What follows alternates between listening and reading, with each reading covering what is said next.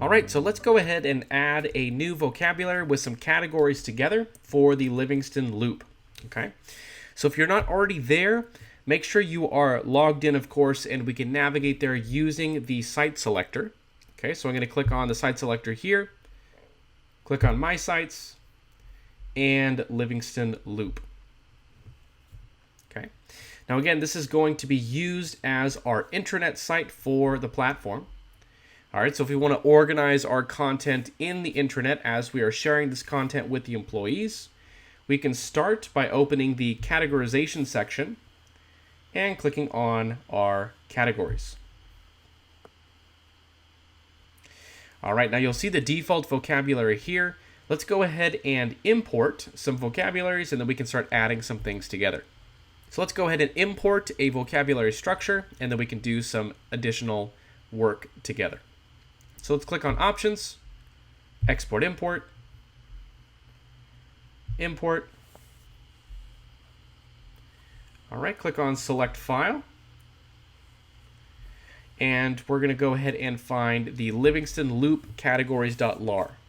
Okay, again, this is going to be in the second section of your exercises, which should be found in C Liferay or User Home Liferay. Okay, so go ahead and open that up. Click Continue and Import. All right, we can go ahead and close this. So we have an employee documents vocabulary here. If we go inside the employee documents vocabulary, we have a few categories here and some subcategories as well. So we have a little bit of an initial structure that we can work with for our employee information, okay, specifically for our employee documents. All right, so we can add a new one here. Let's add a new category and call it employee records for the document type that we created in the last section.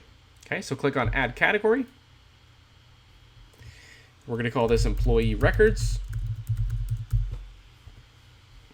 and click Save. All right, so it's as easy as that for creating categories. If we wanted to create a subcategory, we can simply either click into this and click the Add button like we did with the vocabulary, or we can just click Options and add subcategory for whatever category we want to create a subcategory for. Okay. All right, so let's go ahead and categorize the employee record for Omar that we added earlier. All right, so go to the Content section and Documents and Media. Okay. Let's go ahead and click into the employee records folder. All right, and we can see our Omar Miles document here. Let's go ahead and click Options and Edit for our documents.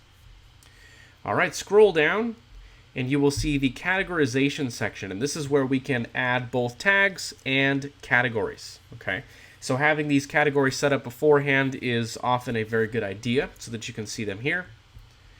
All right, we can go ahead and click on the Select option for our categories.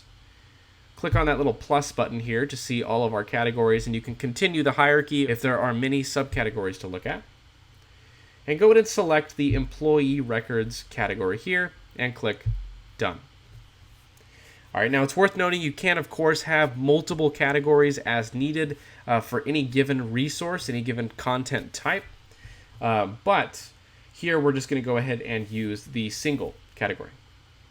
All right, so let's go ahead and click Publish here. All right, and now our document is category, so it's that simple.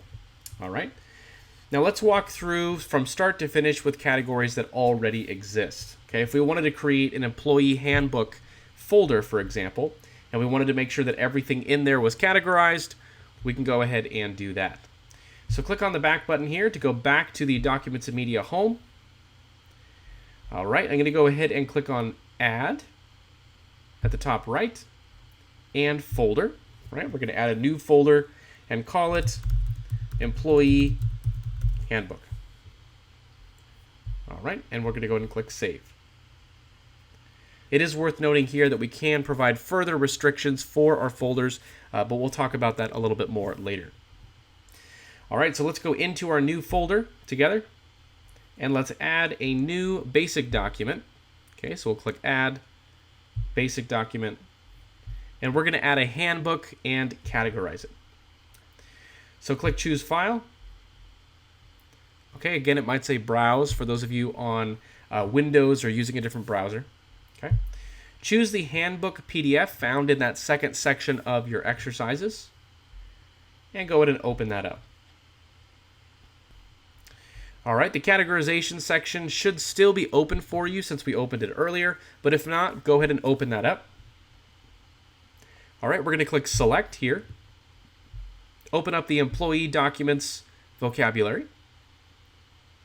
And we want to go ahead and add the Onboarding Documents category. Okay, and click Done. All right, so now we have added a folder. We've added a new document. Now, it's not using a document type. We can, of course, add new documents using those document types, provide the metadata there, and then we can provide this additional categorization. So go ahead and click Publish. And we are good to go. Okay? So keep that in mind as you are working with all of your assets. You have many different ways of organizing them. You have the folders.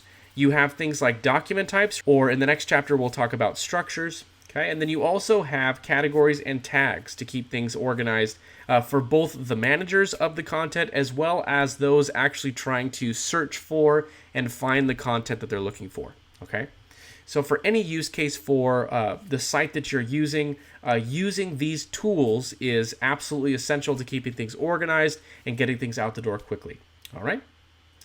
All right, with that, I'll see you in the next chapter where we will talk a little bit more about our web content and fragment options.